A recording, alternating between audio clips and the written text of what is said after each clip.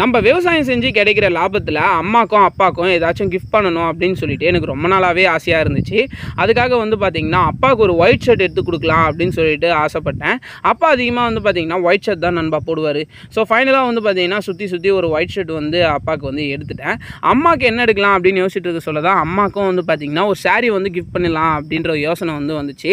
அம்மாவுக்கு நான் சாரீக்கு போட்ட பட்ஜெட் வந்து பார்த்திங்கன்னா 1500 ஒரு புடவை எடுக்கணும் அப்படின்னு சொல்லிட்டு ஆசைப்பட்டேன். நிறைய புடவை வந்து பார்த்திங்கன்னா பார்த்தேன். ஆனால் அம்மாவுக்கு எந்த புடவை பிடிக்கும் அப்படின்னு சொல்லிட்டு எனக்கு தெரியவே இல்லை. ஆனால் ஃபைனலாக வந்து பார்த்திங்கன்னா சுற்றி ஒரு புடவை எடுத்துட்டேன். அதோட ப்ரைஸ் வந்து பார்த்திங்கன்னா 1700 வந்துச்சு. அம்மாவுக்கு கண்டிப்பாக இந்த புடவை பிடிக்கும் அப்படின்ற நம்பிக்கையில் தான் வந்து எடுத்தேன். ஸோ இந்த சாரீ நல்லா இருக்கா அப்படின்னு சொல்லிட்டு கீழே வந்து பார்த்திங்கன்னா கமெண்ட் பாக்ஸில் வந்து கமெண்ட் பண்ணுங்க நண்பா. ஸோ ஒரே வழியாக வந்து பார்த்திங்கன்னா அப்பாவுக்கும் அம்மாவுக்கும் ஷர்ட் அண்டு சாரீ வந்து பார்த்திங்கன்னா எடுத்துட்டோம். இதை கொண்டு போயிட்டு அம்மா கிட்ட கொடுக்குறப்ப அவங்க என்ன ரியாக்ஷன் கொடுக்குறாங்க அப்படின்னு சொல்லிட்டு பார்க்கலாம் வாங்க. உண்மையாக வந்து பார்த்திங்கன்னா எங்கள் அம்மாவே நம்பலை.